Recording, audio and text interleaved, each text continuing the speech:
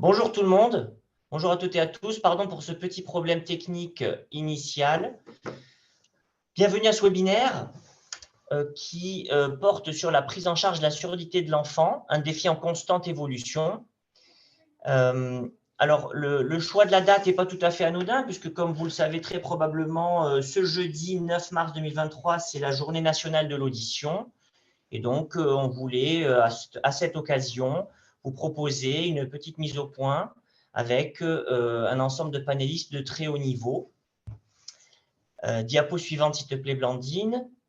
Donc, quelques petites modalités pratiques sur le webinaire. Donc, premièrement, par défaut, vos micros et caméras sont inactivés.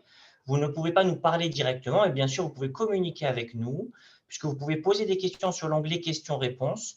On essaiera de répondre progressivement aux questions après chacune des interventions et puis on pourra faire un petit point en fin de présentation, bien sûr dans les délais impartis, mais ça devrait aller. Ensuite, en fin de session, il y aura un questionnaire qui s'ouvrira automatiquement et qui sera important pour nous pour avoir un bon retour, un feedback sur l'enquête de satisfaction. Et puis, sur quelle thématique vous souhaiteriez que le réseau de périnatalité Occitanie se penche pour les nouvelles sessions de webinaire qui sont assez régulières au fil de l'eau. Et puis, dernière petite remarque, le webinaire sera disponible en replay dans les jours prochains sur notre site internet ou bien sur la chaîne YouTube du RPO. Diapo suivante, s'il te plaît, Blandine.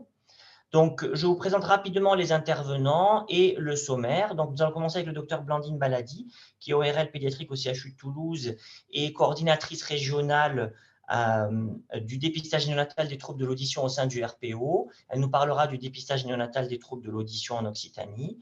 On enchaînera ensuite avec Marie-France Martin et Pauline Abric, qui sont respectivement infirmières et infirmières puéricultrices au CHU de Toulouse et Montpellier, et qui sont nos chevilles ouvrières. Ce sont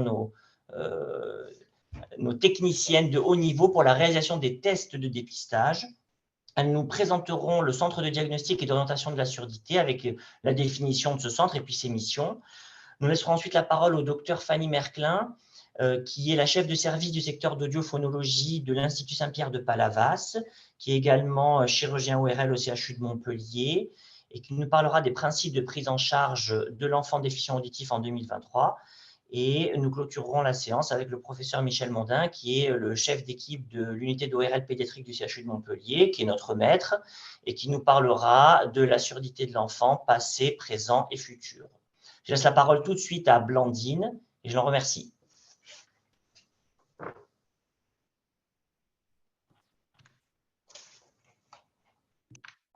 Bonjour, alors j'ai un petit souci. Donc je vais vous présenter un petit peu le dépistage néonatal des troubles de l'audition tel qu'il est réalisé dans la région Occitanie.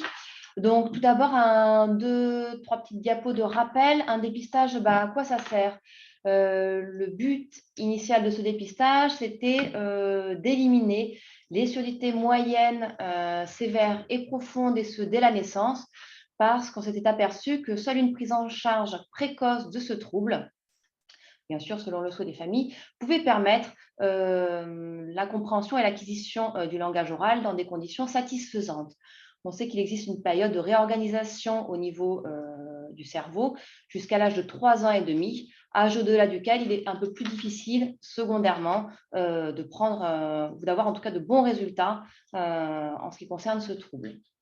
Avant le dépistage, les surdités étaient diagnostiquées assez tardivement, après l'âge de 1 an pour les surdités profondes, après l'âge de 2 ans, vers 2 ans environ pour les surdités sévères, et vers l'entrée à l'école pour les surdités moyennes. Et le but aussi, c'est d'harmoniser, de faire en sorte que, quelle que soit la maternité de naissance, l'enfant puisse bénéficier de ce dépistage. Les autres raisons, en plus de ça, c'est quand même que les troubles de l'audition à la naissance, c'est relativement fréquent, notamment quand on le compare à d'autres pathologies qui peuvent être qui étaient dépistées à la naissance, comme la mucoviscidose ou l'hypothyroïdie, parce qu'aussi on dispose toujours de tests de dépistage qui sont fiables, qui sont rapides, qui sont indolores. Et aussi parce que quand même, il y a une grande partie des surdités de l'enfant qui peuvent être associées à d'autres pathologies et que le dépistage de ce trouble pouvait permettre le diagnostic de ces pathologies. Donc tout ça, ça a abouti à la rédaction en 2012 d'un arrêté ministériel qui a rendu le dépistage obligatoire dès la naissance et dans tout le territoire français. Donc, les grandes lignes de ce dépistage, même s'il était obligatoire, il y avait quand même des disparités de réalisation de ce dépistage.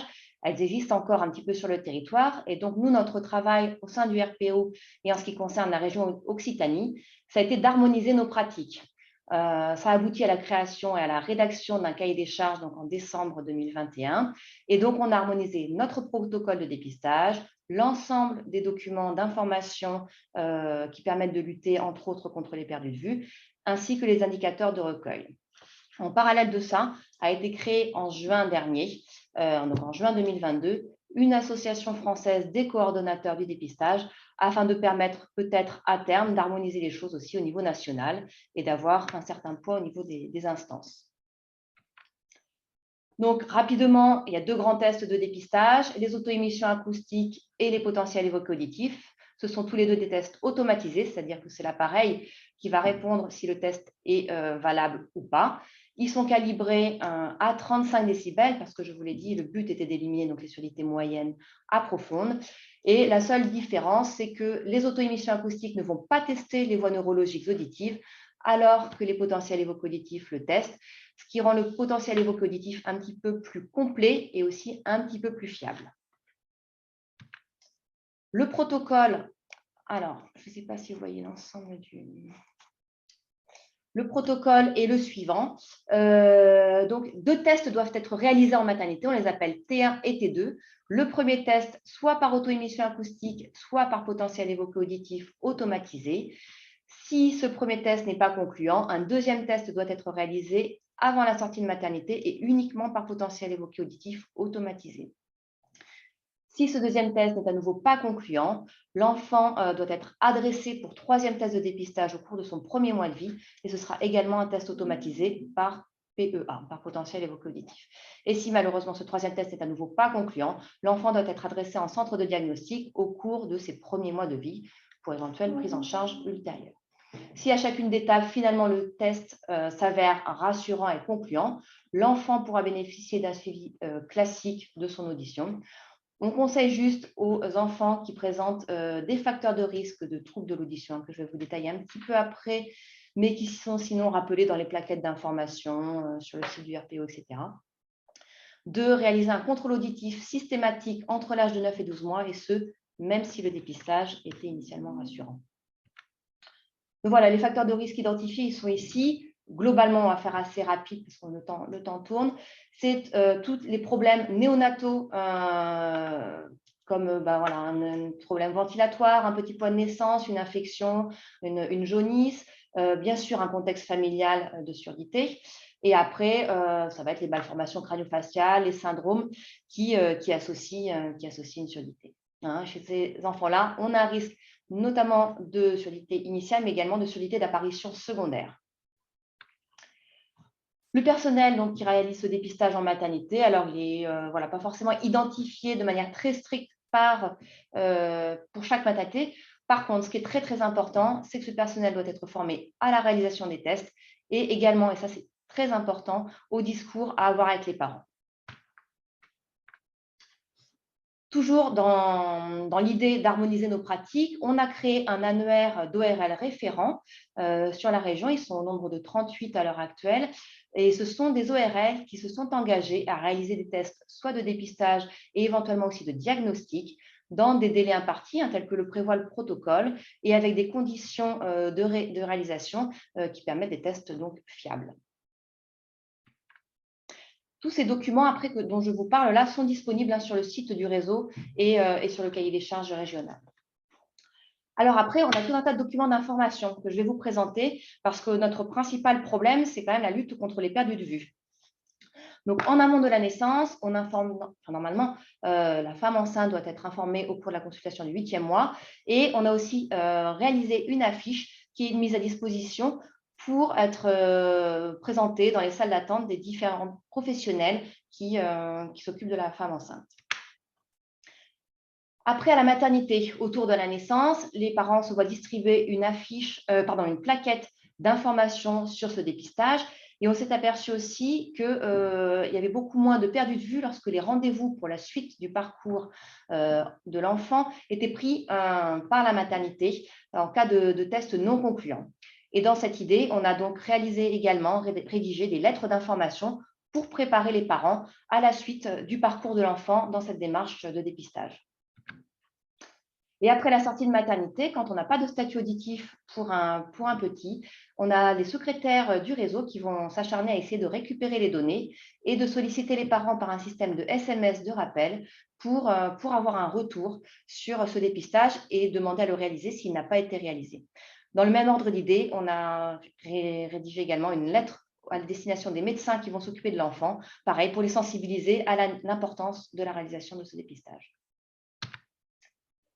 Et pour finir, on a fait tout un tas de petites vidéos qui reprennent les grandes lignes de tout ce que je viens de vous expliquer, qui sont à disposition sur le site du réseau et qui sont consultables donc à tout moment pour tous les professionnels qui s'y intéressent. Donc, après ce dépistage, il y a la phase de diagnostic. Alors, je passe assez rapidement dessus. Elle survient, comme je vous l'ai dit, après 3 tests automatisés non concluants. Elle doit être réalisée dans les 3 premiers mois de l'enfant, idéalement vers l'âge de 3 mois, et dans un centre d'audiologie infantile.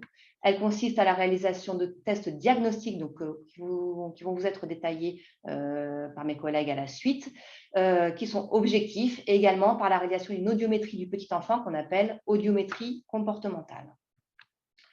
Nous, on va faire un retour régulier aux maternités sur leurs chiffres, au médecin, bien sûr, qui va prendre en charge cet enfant, et il y a des retours également au niveau du réseau de périnatalité. Le but de tout ça, in fine, c'est que l'enfant puisse être orienté rapidement et précocement, de manière spécialisée et adaptée pour une prise en charge de son trouble auditif, selon le projet parental, bien évidemment. Je vous remercie de votre attention. Merci beaucoup, Blandine, pour cette belle présentation. Il y a eu une petite question sur le forum sur les médicaments autotoxiques. Je me suis permis de répondre par écrit en disant qu'effectivement, ils faisaient partie des facteurs de risque. La liste n'était pas forcément 100% exhaustive, mais tout à fait d'accord. Alors, on va passer maintenant la parole à Marie-France et Pauline. Donc, c'est moi qui vais partager mon écran. Est-ce que vous pouvez couper... Donc, à part Marie-France et Pauline, hop, vos micros, c'est ce que je fais.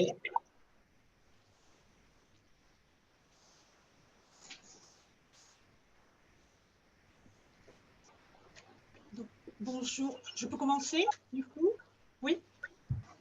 Bonjour, donc avec ma collègue Pauline, nous allons vous parler du Centre de diagnostic et d'orientation de la surdité qui est le CDOS et de ses différentes missions. Donc, diapo suivante, Mohamed, s'il te plaît.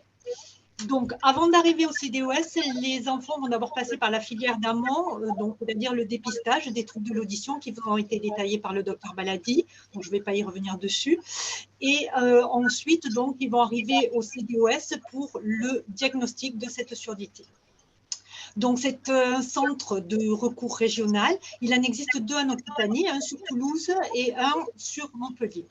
Ce CDOS donc, permet d'avoir accès à un plateau technique de très haut niveau avec pour but une prise en charge donc, diagnostique et thérapeutique pluridisciplinaire la plus optimale possible. Donc, on va essayer d'appliquer la médecine des 4 P, c'est-à-dire personnalisée, préventive, prédictive et participative. Cette diapo vous résume un petit peu les différentes missions du CDOS et moi, je vais essentiellement vous parler de la mission de diagnostic audiologique avec le test de référence. Donc, diapo suivante, Mohamed, s'il te plaît. Donc, cet examen de référence, c'est les potentiels évoqués auditifs. C'est un examen qui va permettre l'enregistrement de l'activité électrique du nerf auditif et des différents relais auditifs au niveau du tronc cérébral, plutôt sur les fréquences aiguës, donc entre le 2000 et 4000 Hz. Et cet examen va nous permettre de confirmer ou d'infirmer et de préciser une surdité chez un enfant en bas âge. Il va permettre également de mettre en évidence certaines lésions au niveau du nerf auditif et des différentes voies auditives. Pour réaliser ces PEA, il va falloir plusieurs conditions. La condition la plus essentielle, c'est le sommeil. Il faut absolument que l'enfant dorme. Pour cela, il y a plusieurs possibilités. La première, c'est d'avoir un créneau. Je te coupe une toute petite seconde, Marie-France, pardon. Pauline, il faudrait que tu coupes ton micro, s'il te plaît. Pardon. Merci beaucoup. Donc voilà, Oui. je disais plusieurs conditions pour la réalisation de ces PEA pour essayer d'avoir des tracés les plus beaux possibles. Donc pour ceci, il faut un créneau assez long, il faut une salle dédiée, de préférence insonorisée, un bébé qui a dormi le moins possible avant de venir au test, ce qui est souvent très compliqué, et qui a mangé, c'est aussi beaucoup plus facile. Et ensuite, donc, on installe le bébé soit dans la poussette, soit dans les bras des parents, la façon la meilleure pour l'endormissement. Donc, diapo suivante, Mohamed, s'il te plaît. Une fiche explicative est donnée systématiquement aux familles lors de la convocation. Effectivement, ça facilite beaucoup les choses et donc, voilà, ça nous aide à endormir cet enfant. Donc, diapo suivante. Pour les résultats, donc, il va y avoir différents types, bien sûr, de résultats. Et ce PEA va nous permettre d'avoir des seuils auditifs. Donc, si ces seuils auditifs se situent entre 10 et 20 décibels, on considère que l'audition est dans la norme. Et on ne fait pas de suivi particulier, si ce n'est si les enfants ont des facteurs de risque. Ces facteurs de risque, ils vous ont été un peu détaillés par le docteur Baladi et vous les trouverez sur le site du RPO également, sur les différents fascicules d'information. Ensuite, donc, si le seuil auditif se situe entre 21 et 40 décibels, on va parler d'une surdité légère. La parole va être perçue à l'intensité normale. Le développement du langage va se faire avec une petite gêne au niveau scolaire. Ensuite, voilà. Donc, voilà pour la surdité légère avec une fatigabilité importante et une compréhension un petit peu floue. Ensuite, lorsque la diapo suivante, Mohamed, s'il te plaît, lorsque le seuil auditif se situe entre 41 et 70 décibels, on va parler de surdité moyenne. À ce moment-là, l'enfant va ressentir une difficulté au niveau de il va y avoir une difficulté de la perception de la parole à intensité normale. Le développement de langage va se faire mais dans de mauvaises conditions et il va y avoir le plus souvent quand même un retard de langage lorsque l'on a des résultats comme ceci. Ensuite, lorsque les seuils auditifs sont situés entre 71 et 90 décibels, on va parler de surdité sévère. Dans ces cas-là, l'identification des bruits environnants reste possible, mais difficile. L'enfant va reconnaître quelques voyelles, mais il y aura une confusion au niveau des consonnes sourdes.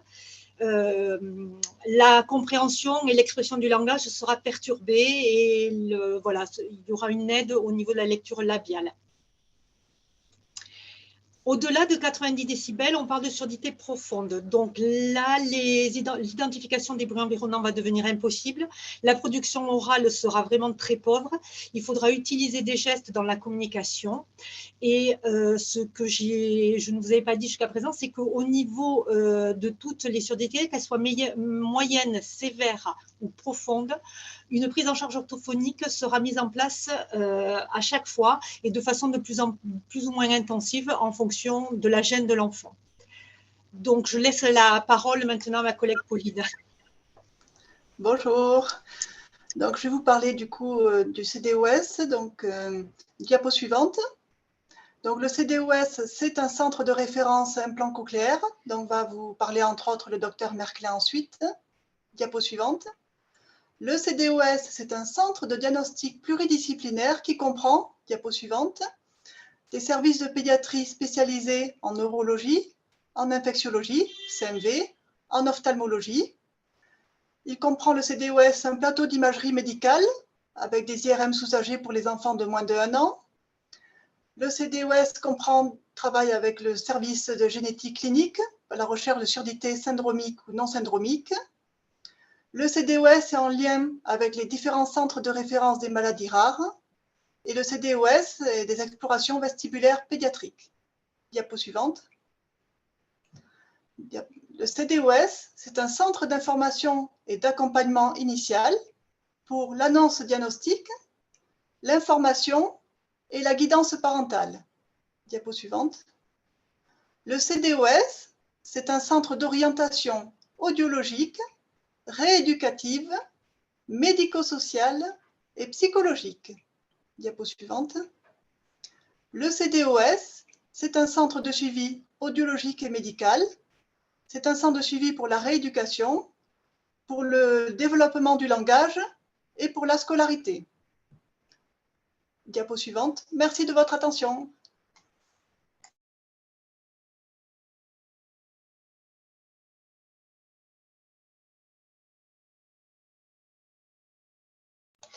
Merci beaucoup, Pauline et Marie-France, de cette présentation. Donc, tout le monde aura compris que le CDOS, ça n'est pas une unité géographique de lieu, mais vraiment un réseau avec un centre de recours régional. On a beaucoup de chance d'avoir accès à ce plateau technique. Il y avait quelques questions. Il y a un écho, il est résolu. Merci pour votre indulgence. C'était un petit problème de micro.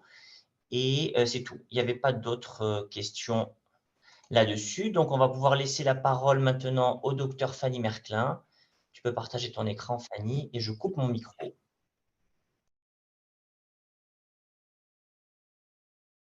Bonjour à tous. Alors, je me remets sur le PowerPoint.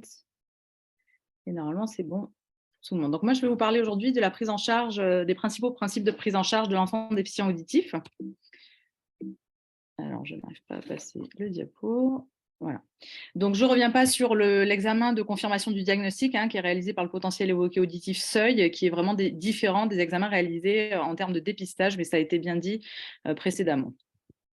Donc, la prise en charge de l'enfant, elle va dépendre du côté de la surdité, puisque bien sûr, le retentissement ne va pas être le même en cas de surdité unilatérale ou en cas de surdité bilatérale. La prise en charge va aussi dépendre du contexte isolé de la surdité ou alors du contexte syndromique. Est-ce qu'il y a d'autres pathologies qui s'associent à cette surdité, des pathologies qui peuvent influencer sur le langage ou non, et quel va être le degré de la surdité. Je vous rappelle qu'il y a des recommandations qui ont été faites en 2009 qui sont très claires et que je vous invite à voir si vous ne les connaissez pas. Le degré de la surdité va essentiellement conditionner le suivi. Donc, moi, je vais vous parler initialement des surdités légères à moyennes, et puis ensuite, je vous parlerai des surdités sévères à profondes. Les surdités légères, donc on l'a vu, la perte légère, elle correspond à une perte moyenne entre 20 à 40 décibels, alors que la perte moyenne correspond à une perte entre 40 et 70 décibels, ce qui fait que la voix humaine est perçue, mais par contre, il y a un retentissement sur la compréhension de la parole, notamment aussi dans les situations bruyantes où cela peut être plus compliqué. Mais la communication se fait donc presque dans tous les cas en français parlé. On va proposer un appareillage auditif en général aux alentours des 9 mois de l'enfant, puisqu'on va, en cas de surdité moyenne, on va peser la balance entre le bénéfice que va apporter cet appareillage et les contraintes qu'il peut avoir chez un petit enfant, notamment au niveau de la tenue de tête, de la motricité. Donc, comme on sait que les enfants présentant une surdité moyenne ont quand même conscience de leur environnement scolaire, on a choisi un cut-off entre 6 à 12 mois pour le début de l'appareillage. On oriente bien sûr les enfants vers un audioprothésiste pédiatrique parce que c'est des compétences particulières à avoir. Et il peut y avoir un problème de compréhension parentale parce que les parents peuvent dire « mais mon enfant, il entend, il se retourne quand je l'appelle, il entend le chien qui aboie, etc. » Oui, mais il y a pas mal de phonèmes qu'il ne peut pas comprendre. Et donc, pour que le développement du langage se fasse de manière le plus fluide possible, et ben, cet appareillage, il va pouvoir aider. Ensuite, on va proposer une surveillance régulière tous les 4 à 6 mois chez l'enfant en âge préscolaire et chez le petit enfant de moins de 6 ans, avec en priorité une recherche des pathologies infectieuses intercurrentes comme l'otite séromuqueuse qui est très fréquente à cet âge-là et qui peut entraîner une aggravation de la surdité, parce qu'un enfant qui a une perte auditive légère et qui présente une otite séromuqueuse peut passer en perte auditive moyenne. Et donc, il faut être vigilant à ça et on peut être, dans certains cas, amené à mettre en place des aérateurs transtympaniques pour enlever ce liquide séreux qui aggrave les seuils de la perte auditive déjà existante. Ensuite, on fait une surveillance pour voir si cette perte auditive, elle est stable dans le temps ou alors est-ce qu'elle est évolutive, est-ce qu'il y a une aggravation de cette perte auditive. Et puis, on va proposer un bilan étiologique que je vais détailler un petit peu plus loin, donc j'en parle rapidement ici. Ensuite, on propose de réaliser un bilan orthophonique tous les ans avec des scores normés pour voir quel est le retentissement de cette perte auditive au niveau du langage oral, quelle est la production de langage de l'enfant au niveau de son stock de vocabulaire, au niveau de sa construction de phrases, de morphosyntaxe, quelle est sa compréhension du langage. Quelles sont ses perceptions auditives avec les appareils auditifs, bien sûr, c'est-à-dire l'enfant a une voix normale parlée à voix haute, combien de pourcentage de mots il peut répéter, est-ce que dans le silence il a de bonnes réponses auditives, est-ce que dans le bruit il est particulièrement gêné. Et puis, c'est là qu'on va pouvoir proposer une rééducation orthophonique, si bien sûr, il y a le moindre décalage. Ou alors, c'est là qu'on va pouvoir proposer de mettre en place un appareillage auditif en cas de surdité légère, si jamais on a un retentissement qui est authentifié au niveau du langage. Maintenant, je vais vous parler des surdités sévères à profondes. Donc, les surdités sévères correspondent à une perte de 70 à 90 décibels, alors que les surdités profondes correspondent à une perte au-dessus de 90 décibels.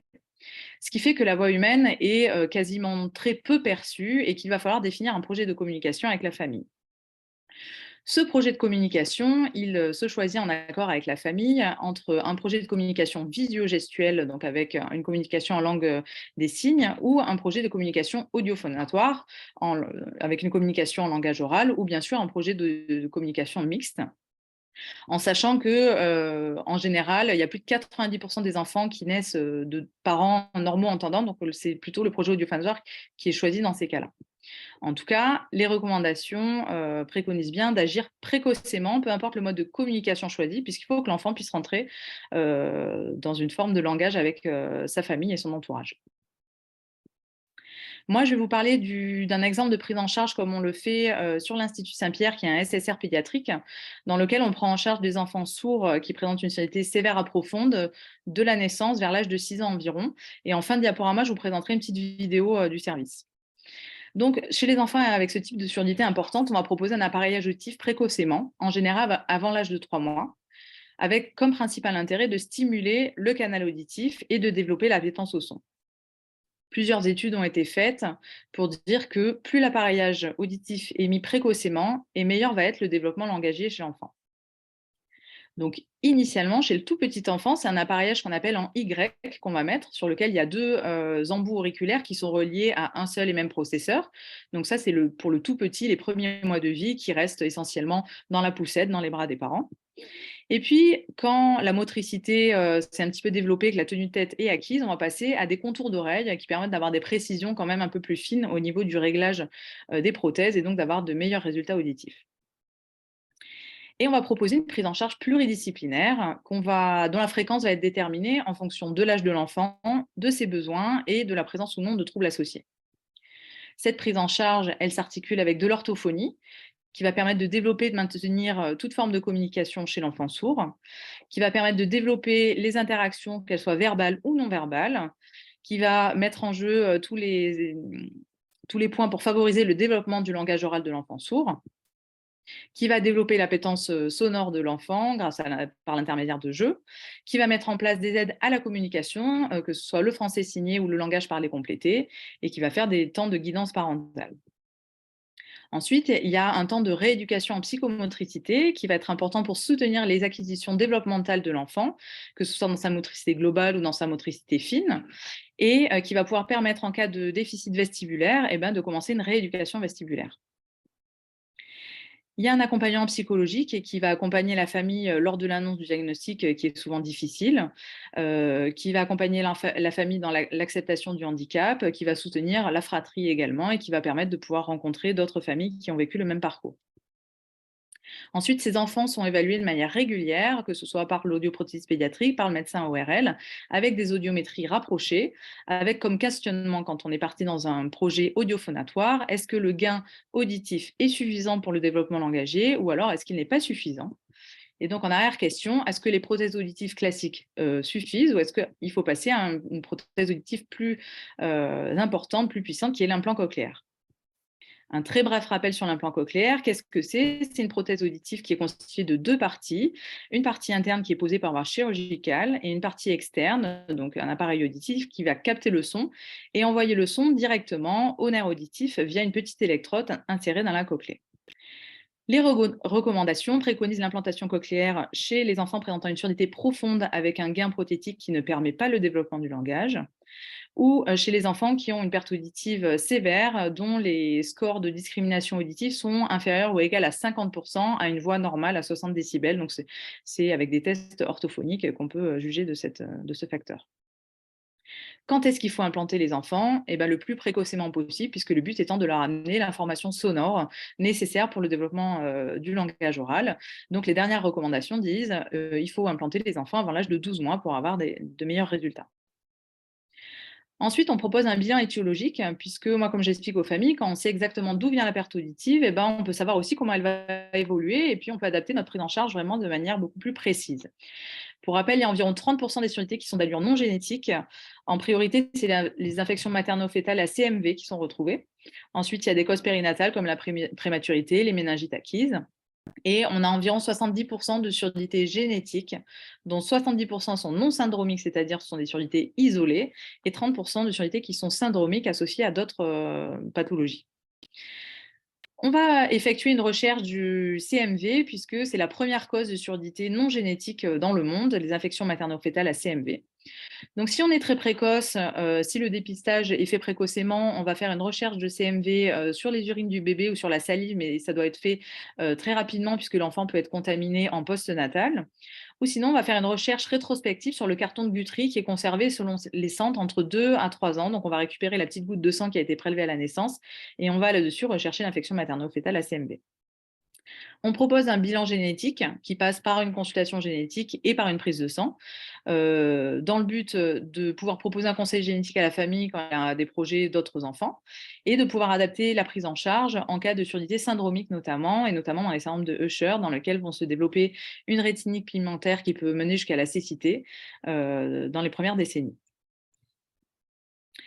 On avait fait une petite étude rétrospective au CHU de Montpellier sur les 15 dernières années des tests génétiques qui avait retrouvé environ 22% de surdité liées à une mutation du gène de la connexine 26, donc qui donne des surdités isolées.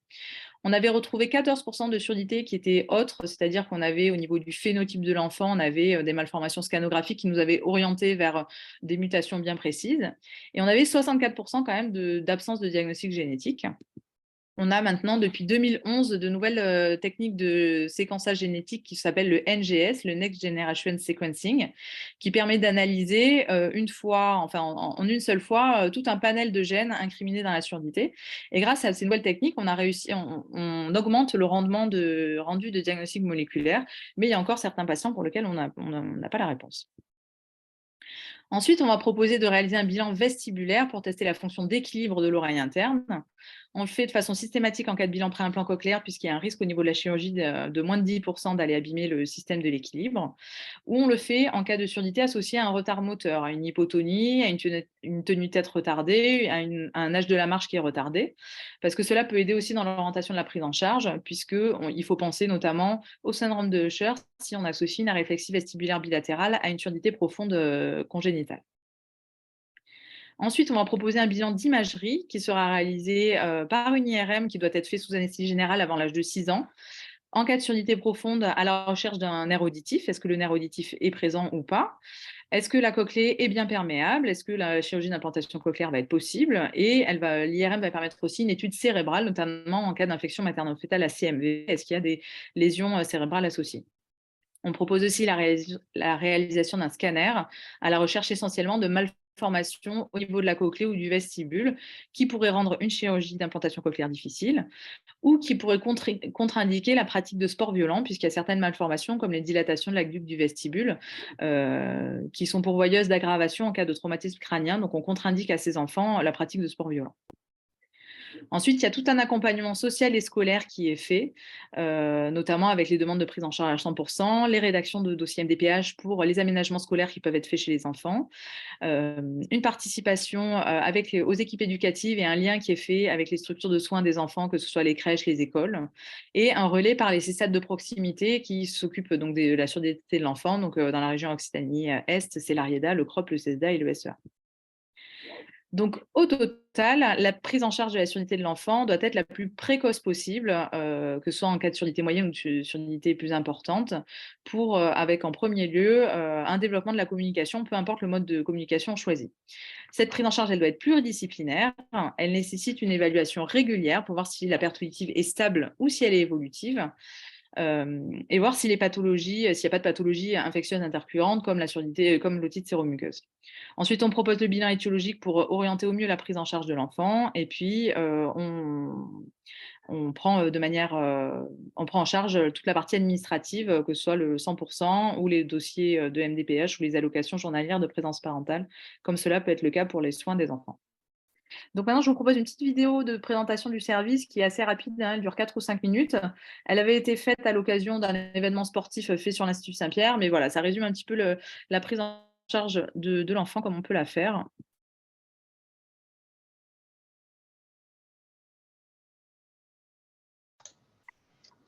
On n'a pas le son, Fanny. Ouais.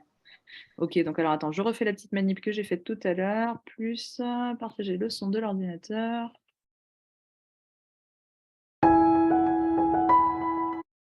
C'est bon?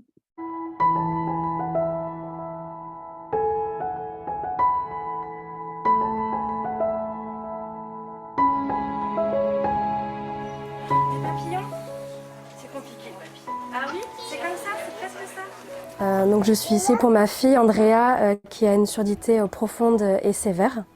Nous l'avons appris à ses 1 mois. On a fait le choix de l'opération pour qu'elle puisse avoir un implant cochléaire. C'est jamais évident de savoir que son enfant de 11 mois va être opéré et elle a été très coopérative et très gentille lors de l'opération et de sa convalescence. Depuis qu'elle a l'implant, ça fait un peu plus de 6 mois qu'elle a l'implant seulement. Et au niveau caractère, elle a complètement changé, elle est devenue beaucoup plus apaisée, calme. Et vu qu'elle a conscience de son environnement, ça l'a vraiment métamorphosée. Écoutez! On a entendu! Un enfant entendant, en fait, il va être dans un bain langagier permanent. Et du coup, c'est vrai que finalement, le langage va s'apprendre petit à petit naturellement. Un enfant sourd, même s'il a un implant et ou un appareil auditif, il y a tout un travail orthophonique à faire qui est très important pour stimuler précocement et de manière intensive. Et on sait en fait que le plus la prise en charge est précoce, le plus le langage se développera en fait. Regarde Andrea. Bravo!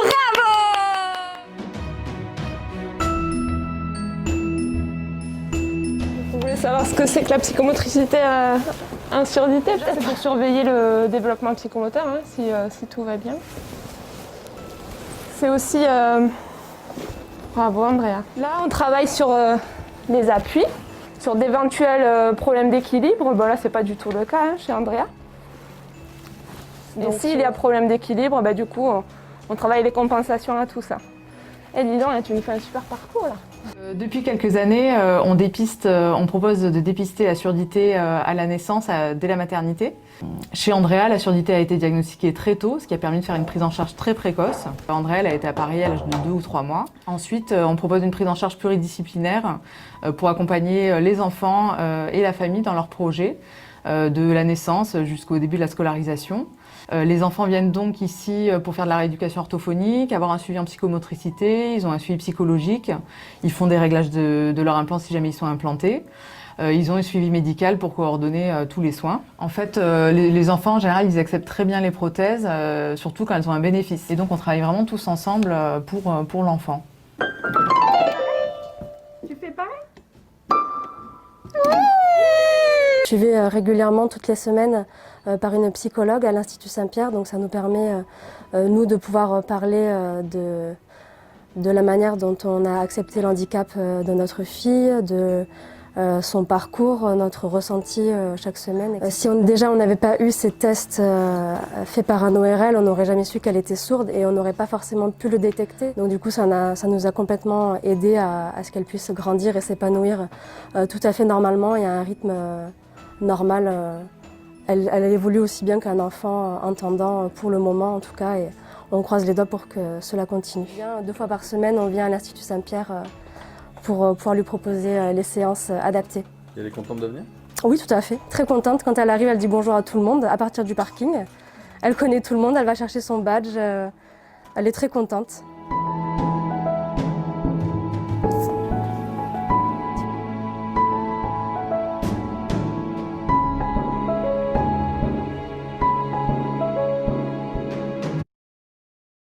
Voilà, j'en ai fini pour ma petite publicité. Voilà, je vous remercie et je te rends la parole.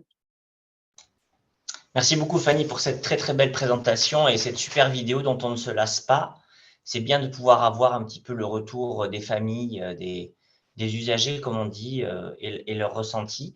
Et je voulais juste préciser que ça n'est pas qu'un événement sportif, les 24 heures Saint-Pierre, c'est aussi un événement caritatif puisque 100% des bénéfices de cet événement sont reversés au service des enfants malades. Mais vraiment, merci beaucoup, c'était top, top. On va prendre les 2 questions là, qui sont apparues plutôt en début de présentation, si tu es d'accord pour y répondre, Fanny. Madame Marie Massib demande « Quelle est la place de l'audiométrie comportementale par un médecin audiophonologiste dans le diagnostic de la déficience auditive ?» Alors, pour moi, c'est indispensable, mais ça doit aussi être complété par des tests objectifs, puisqu'on sait que les examens comportementaux ont une part de subjectivité. Donc, dans le cas d'un diagnostic de surdité, effectivement, on commence par des audiométries comportementales et on le confirme de manière systématique par des examens objectifs PEA et ASSR. Merci beaucoup. Il y a une deuxième question de Madame Alexandra Mateuf qui demande à partir de quel âge le bilan orthophonique? Nous, on les fait, en cas de on les fait très régulièrement, en tout cas, c'est de manière annuelle. Ça permet déjà d'avoir une petite photo de l'état de l'enfant à un instant T, de voir un petit peu s'il y a jamais il y a un décalage. Est-ce que ce décalage, il se creuse? Est-ce qu'il s'amoindrit? Est-ce qu'il y reste stable? Donc, on le fait au plus précocement possible avec soit des échelles d'orthophonie, mais ça, c'est un peu moins ma partie, mais soit ensuite avec des bilans normés dès l'âge de 2 ans, 2 ans et demi environ. Parfait. Donc, s'il y a d'autres questions qui apparaissent, on aura un petit temps en toute fin de diaporama. Et on va maintenant laisser la parole au professeur Mondin, qui va nous parler un petit peu sur le long terme de la surdité de l'enfant. Merci beaucoup, Monsieur Mondin.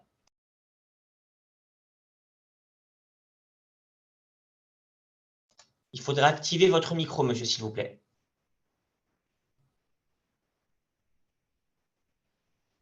Voilà, c'est bon, voilà. Excusez-moi, mille excuses. D'abord, merci pour cette invitation. Alors, je ne sais pas si je vais vraiment répondre à la question. En fait, je voulais faire un petit point, un petit recul pour vous dire un peu le chemin effectué, puisque aujourd'hui, vous faites tous un remarquable travail. Et vous dire un peu d'où on vient en fait. Et je vous ai mis le passé il y a 30 ans parce que je l'ai connu même il y a 30 ou 35 ans. Et pourquoi c'est important? Parce que vous savez qu'aujourd'hui c'est un jour de grève pour les retraites. Une orthophoniste qui sort sur le marché du travail sort à l'âge de 25 ans. Plus 35 ans de travail, plus 40 ans de travail, ça veut dire qu'une orthophoniste qui termine actuellement sa carrière, en particulier dans la surdité, ou n'importe quel professionnel de la surdité, a vécu ce que je vous présente là. Et c'est-à-dire, il y a 30 ans, on avait un diagnostic tardif. Les moyennes étaient diagnostiquées à l'âge de 5 ans, les sévères à l'âge de 2 ans. Diagnostic qui était difficile, vous êtes né avec les PEA, vous êtes né avec les ASSR, vous êtes né avec les auto-émissions. Tout ça, ça s'est construit, tout ça, ce sont les années 80, ce sont les années 90, avec un dépistage qui était balbutiant. Je vous rappelle que la mission avant de mettre en place ce dépistage néonatal, c'était 2004. Et je peux vous dire, pour avoir, Fanny vous a présenté l'intérêt de la prise en charge précoce. Et je peux vous donner, je tairai les noms d'un monsieur qui, au ministère de la Santé, disait qu'il faudrait faire 2 bras en double aveugle. Un bras où on n'appareille pas les enfants, on les laisse sots, et un bras où on les appareille jeunes pour voir s'ils parlent mieux. Ça me paraît une hérésie, hein, mais ce que je vous dis, la vérité, c'est 2003. D'étiologie inconnue, farfelue. Moi, je suis né avec l'époque des oreillons. Les oreillons, on en parle moins. Hein. On en parlait tous les jours à l'époque, avec une prise en charge qui était difficile. C'est-à-dire qu'actuellement, vous avez en effet la partie de l'implant cochléaire que vous a présenté Fanny, les progrès de la prothèse, mais tout ça n'existait pas, c'est-à-dire en face, on avait un enfant, des fois, qu'on savait laisser dans le silence. J'ai connu les batailles avec les gestuelles et les oralisantes parfois violentes, c'est-à-dire j'ai connu les coups de bâton sur les enfants qui signaient, j'ai connu les enfants implantés qui avaient des coups de bâton sur le crâne. Et avec toujours un impact psychologique majeur, et je pense qu'il faut le garder en arrière-pensée, pour une inclusion scolaire qui était aléatoire, une maîtrise de langue orale qui était aléatoire, scolarité qui était aléatoire, puis un accès professionnel très, très variable. Alors, c'est pour vous dire pourquoi je voulais remercier vraiment les organisateurs de ce séminaire de pouvoir vous avoir donné à tous l'occasion de s'exprimer, parce qu'actuellement, grâce à votre travail à tous et à la structuration de ce qui s'est fait dans les 30 dernières années, on en est là. On en est là actuellement. Mise en place du dépistage, un diagnostic précoce, mais qui reste à améliorer. Je vous rappelle qu'une surdité sur 2 est présente à la naissance, une surdité sur 2 apparaît après.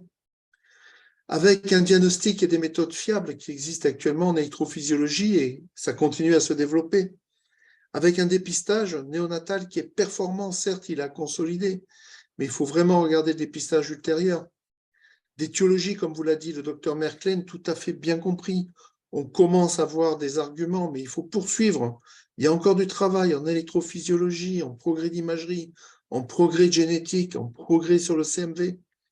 Avec une prise en charge, cela vous a été présenté, on sait faire entendre dans la plupart des cas les enfants. Donc la question qui se pose, c'est est-ce qu'il faut faire ou pas entendre les enfants? Et comme vous l'a très bien dit Fanny, la précocité d'intervention est un rôle majeur, ce qui a justifié le dépistage. Et il y a un deuxième élément qui doit faire réfléchir au niveau éthique, qui est l'égalité par rapport à l'investissement familial, qui est le deuxième facteur prédictif de développement du langage. À tel point que maintenant, on n'en est plus à se poser la question, est-ce qu'on peut faire entendre un enfant? La réponse est oui. La réponse est de le faire entendre très correctement et on a une évolution des critères d'audition vers l'écoute et le bruit. Je réponds un peu dans la question sur le bilan orthophonique. Qu'est-ce que nous avait appris les 30 ans d'implant cochléaire ou les 35 ans? C'est que ça nous a obligés à avoir une approche qui est normée, qui est quantitative. C'est-à-dire on a arrêté un peu les « ça évolue bien, ça va mieux, ça progresse ». Vous aviez des cours, vous aviez des pourcentages. Et maintenant, on va vers d'autres choses. On va vers l'effort d'écoute, on va vers l'audition dans le bruit. On va vers une meilleure identification des troubles associés à la surdité. Fanny vous en a expliqué l'intérêt. Tout en respectant d'un point de vue éthique, et ça c'est important de prendre deux reculs importants. Un recul éthique. Les familles veulent des fois un projet visuo-gestuel, il faut les accompagner aussi. C'est important d'un point de vue éthique. Et puis, il ne faut pas minimiser l'impact psychologique, quelles que soient les belles déclarations des parents ou autres. L'impact reste important au niveau parental. L'inclusion scolaire s'est grandement améliorée. Elle est réalisée sauf quand il y a un handicap associé. La maîtrise de la langue orale est de qualité. La scolarité pose plus de problèmes. Et l'autonomie, elle est avec le challenge actuel, c'est d'avoir les mêmes chances que les entendants. Alors le futur, je vais être, rassure-toi Mohamed, je vais essayer de tenir le temps. Mais il faut continuer. Le sillon est creusé, il faut continuer, il faut labourer sans cesse pour avoir un diagnostic le plus précoce possible. Je ne parle pas d'in utero, mais il faut se poser ces questions. Avec un dépistage optimisé, et en particulier, c'est quelle est la place de la génétique, du CMV très très tôt dans la politique de dépistage, avec une étiologie qui soit précisée, avec un meilleur repérage des troubles associés, parce que dans quasiment 40% des surdités, près d'une surdité sur 2, il peut y avoir des troubles associés. Et les troubles associés dans le développement de l'enfant, ils prennent le pas des fois sur la surdité. Et vous l'avez déjà dit, mais pour la prise en charge personnalisée avec une réhabilitation la plus précoce possible. Et le futur, c'est quoi? S'il n'y a pas de traitement étiologique proposable, je vous rappelle qu'il y a eu les premiers essais de thérapie génique à Necker sur les DFNB9. Donc, vous voyez que le futur, ça pose cette question de la restauration auditive. Et en tous les cas, si elle n'est pas possible naturellement, elle est possible par l'appareillage. Et là, c'est tout le développement dans l'implant concernant une chirurgie qui soit la moins traumatique possible, des implants les plus petits possibles, délivrant des drogues qui permet de garder les différentes fibres nerveuses. Mais c'est aussi travailler sur la stimulation optique qui permet de résoudre certains problèmes liés à la stimulation électrique pour la discrimination auditive, c'est-à-dire faire mieux encore avec ce que l'on a. Mais toujours, vous voyez, je l'ai marqué, dans le respect de la diversité et de l'éthique, et toujours penser à l'impact psychologique que ça a. Ne négligeons pas les impacts psychologiques pour avoir une égalité des chances. Ça, c'est le maître mot. Au niveau scolaire, professionnel, familial, autonomie. Et puis, à côté, on voit bien que on est arrivé à un point, et vous avez une très belle publication de mon ami Blake Pepsin de Toronto récemment qui montre que les enfants implantés bilatéraux précocement ont un meilleur langage oral que les enfants avec une surdité unilatérale. C'est-à-dire, ce n'est pas parce qu'on a progressé énormément au niveau des surdités bilatérales qu'il faut penser à toutes ces surdités unilatérales, aux troubles du traitement auditif, et puis c'est la journée de l'audition. Il faut qu'on intègre dans notre mining, dans notre pensée, la prévention et surtout l'approche environnementale. Voilà sur ces éléments, j'espère avoir respecté mon temps, Mohamed. Pour faire un tout petit peu de recul, vous voyez un zoom arrière sur d'où on vient, le présent grâce à vous tous, et le futur vers quoi on tend, sachant que, comme disaient certains humoristes, il est toujours plus facile de prédire le futur après qu'il soit passé. Merci. Merci beaucoup, M. Mondin, c'était parfait. Merci aussi pour le timing. Alors, il nous reste quelques minutes pour répondre à des questions qui sont apparues pendant votre topo. Est-ce que vous êtes d'accord pour y répondre?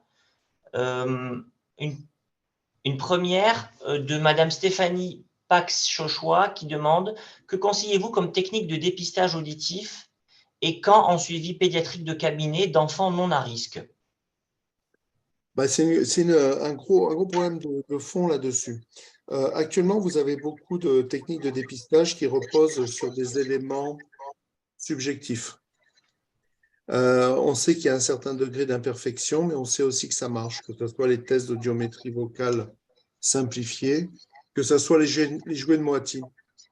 Petite histoire des jouets de Moiti, Lucien Moiti, que vous n'avez pas connu, a essayé il y a 40 ans de développer le dépistage parce qu'il était persuadé qu'il fallait s'occuper des enfants très tôt. Lucien Moiti était un équerre. Il a bataillé avec la Sécu pour faire rembourser les jouets de Moiti. C'était pour le dépistage. Et il a développé ça et la Sécu a refusé de rembourser après. Donc, simplement pour vous dire, il faut mettre dans le calendrier, que ce soit au 9e mois, au 18e mois, 24e mois et à 4 ans, les dépistages subjectifs. La réflexion qu'il y a au niveau national, c'est de voir comment est-ce qu'on ne peut pas faire autrement et avoir des méthodes objectives. Voilà. Mais c'est un peu trop tôt pour en parler là-dessus. Sur l'enfant à risque, ça dépend du risque.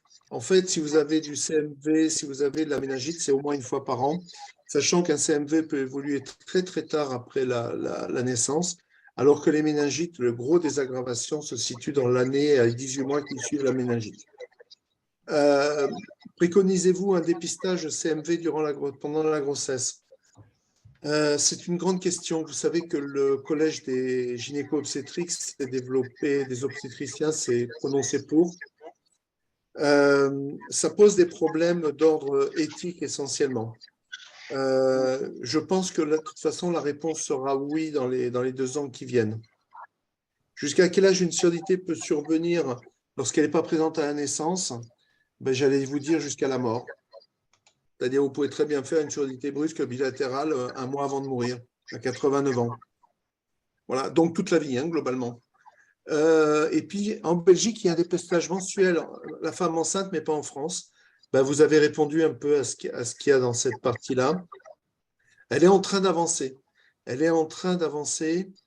En fait, le problème des impacts du CMV qui sont graves sont aussi que vous avez beaucoup d'éléments où la grossesse se passe bien aussi. Et ça pose des problèmes de qu'est-ce qu'on fait derrière. C'est-à-dire, est-ce que quelqu'un qui fait une affection materno-fétale à 5 mois, à 6 mois, est-ce qu'il faut faire une interruption thérapeutique de grossesse? C'est des discussions difficiles, hein, très, très difficiles.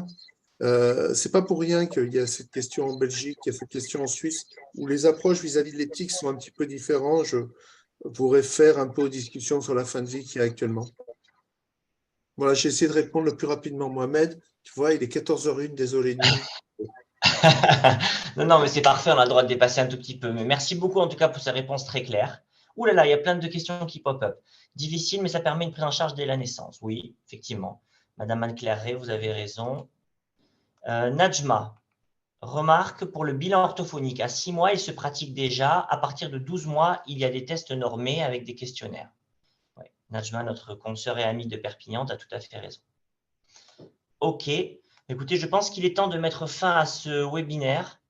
Merci beaucoup vraiment aux panélistes de très très haut niveau, c'était super. Merci aux nombreux participants, on était 191 inscrits et on a tourné à plus de 100 participants live. Là, on est à 95, donc vraiment merci beaucoup. Passez une très bonne journée et pensez à participer aux manifestations de la Journée nationale de l'audition jeudi. Merci pour tout. Merci. Au revoir. Merci. Merci, au revoir.